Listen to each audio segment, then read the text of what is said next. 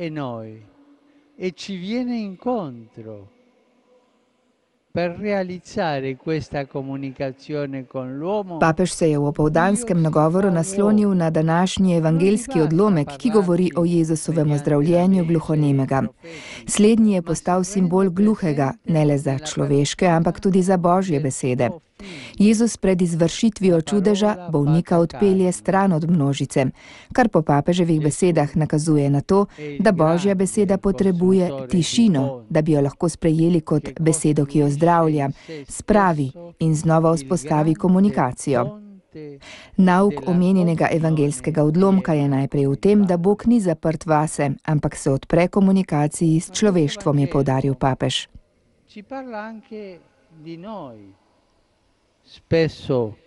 V svojem neskončnem usmiljenju preseže neskončno razdaljo med njim in nami, ter nam pride naproti, je dejal Frančišek.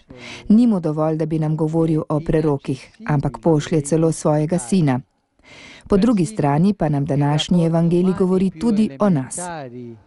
A volte creano delle realtà incapaci di apertura reciproca.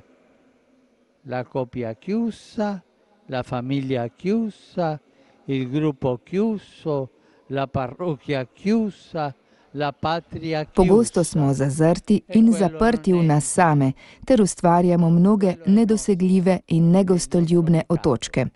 Celo najbolj osnovni medčloveški odnosi včasih niso sposobni medsebojne odprtosti.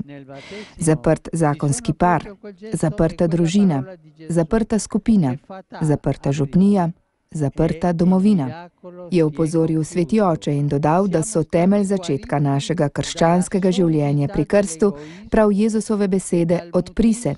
In tako se zgodi čudež. Ozdravljeni smo sebičnosti in zaprtosti vase, ter smo vključeni v veliko družino Cerkev.